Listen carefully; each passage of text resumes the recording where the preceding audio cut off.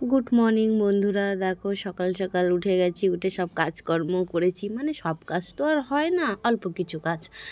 আর দেখো তোমাদের দাদাভাই বাজার নিয়ে এসে তো কালকেরে গুছানোর টাইম পাইনি, তাই সকালবেলা উঠে সব কিছু গুছোচ্ছি, বাজার টাজার মানে একটু একটু করে গুছোচ্ছি। আর দেখো শুকনো লঙ্কা, আমরা কখনো মানে বাজারের কেনা গুঁড়ো মশলা খাই না, গোটা নিয়ে এসে মিক্সচারে পিষে তবেই আমরা শুকনো লঙ্কা খাই।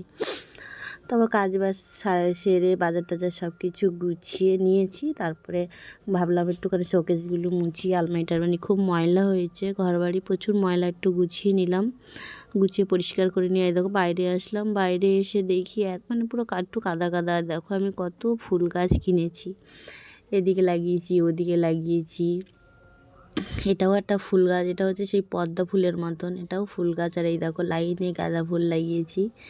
ফুল গাছের প্রচুর শখ আমার, মানে ভীষণ ভালোবাসি। আর অলরেডি দেখো ফুল গাছে আমার ফুল এসে গেছে। আর পোষণ দেখো সকালবেলা কিছু না পড়ে কেরম করছে। আমি যে একটুখানি ক্যামেরাটা ধরতো, মোবাইলটা ধরতো, ও আমাকে বাদ দিয়ে উঠে গেছে সেই মানে ঘরের ছাদের উপরে উঠে দেখো কি করছে, পুরো ওপরে দেখাচ্ছে মানে কুয়াশাটা। বলছে মা কত সুন্দর কুয়াশা দেখো। আর আমি বললাম যে তাহলে আমি একটু চা বানিয়ে নিই।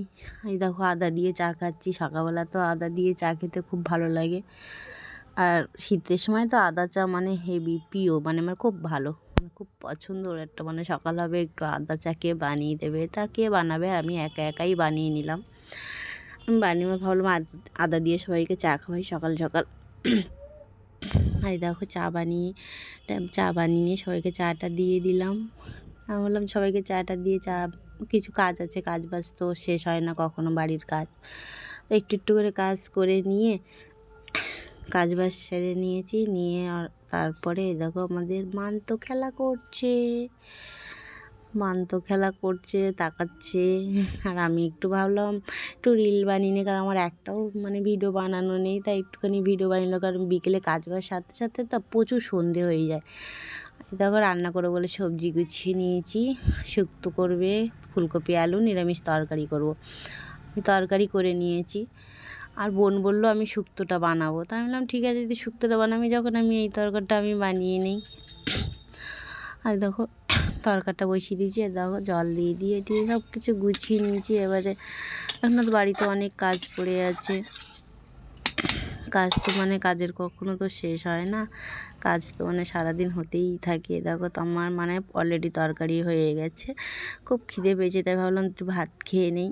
তারপর আরও একটু স্নান টান করে নেবো, স্নান টান করে পুজো দিতে যাবো, বাড়ির পুজো দেবো সকাল সকাল। এই দেখো ভাত দিচ্ছি, বলছে খাবো না, মানে এমনিতে তো খেতে চায় না, 2-4টে ভাত খায়।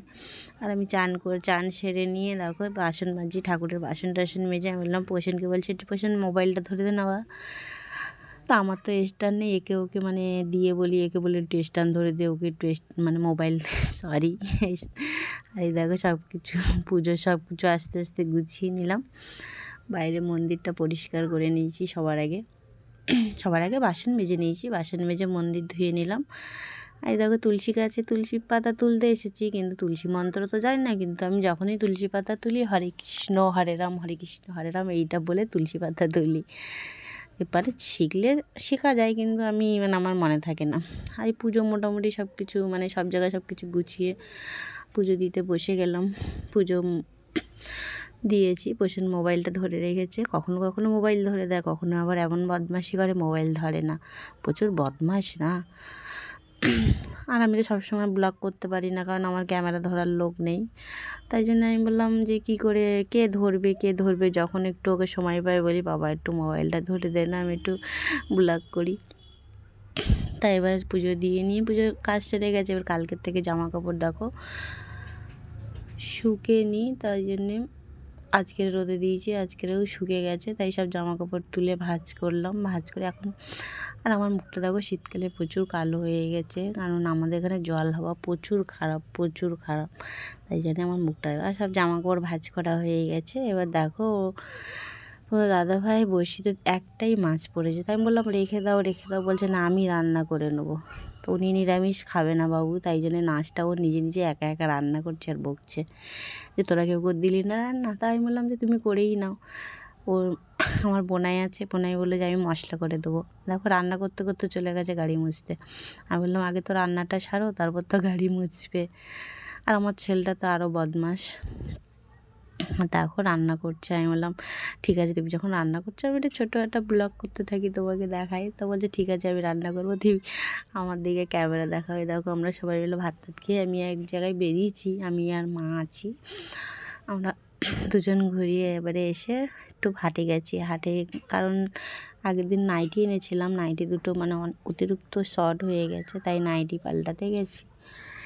হাটের থেকে নাইটি কিনতে গেছিলাম। এই দেখো নাইটি কিনে, নাইটি দেখো পছন্দ, এই দুটো নাইটি নিয়েছিলাম কারণ এই দুটো পছন্দ হয়েছিল। কিন্তু এখন যে নাইটি আমাকে দেখাচ্ছে সে একটুও পছন্দ হয়নি, সেইগুলো তোমাকে দেখাতে পারিনি। বাড়ি এসে দেখি না পুজো পোষণ সন্ধে দিয়ে দিয়েছে। আমি বললাম ঠিক আছে তুই তাহলে সন্ধে দিচ্ছিস যখন, আমি তাহলে সবার জন্য চা বসাই। আজ দেখো নারকেল আছে, সবাই বলছে কি যে নারকেল কী করি আমি বললাম ঠিক আছে আজকে নারকেলের পিঠে বানাবো। আজ দেখো চা বসিয়ে দিয়েছি, আর ওদেরকে বললাম যে মুড়ি চানাচুর একটু দিয়ে দেই, তো ওরা সব চার সাথে মুড়ি চানাচুর খাচ্ছে। সবাই আমরা চা খেয়ে নিয়ে বাবাকে বললাম বাবা নারকেল একটুখানি তুমি একটুখানি করে দাও না। আমার বাবা মানে নারকেল যখনই হয় বাবাকে দিয়েই করাই, বাবা ভালো হাতে নারকেল কুড়ে দিতে পারে, আমি নারকেল কুড়োতেই পারি না। আর দেখো নারকেলের এটা তৈরি হয়ে গেছে। আস্তে আস্তে মা আমি সবাই মিলে বলছি যে তাড়াতাড়ি কর, অলরেডি 8টা বেজে গেছে। আর এই দেখো গরম জল, প্রথমে আগে জলটাকে খুব ফুটিয়ে নিয়েছি, ফুটিয়ে এটা আমার নতুন স্টাইল, ফুটিয়ে তারপরে দিলাম মানে ওই নারকেলের পিঠেগুলো দিলাম, দিয়ে এবারে রুটির থেকে এবারে এটাই বেস্ট। খাওয়া দাওয়া করে গুছিয়ে নিয়ে তারপরে শুতে চলে এসেছি। ভিডিওটা ভালো লাগলে লাইক কমেন্ট শেয়ার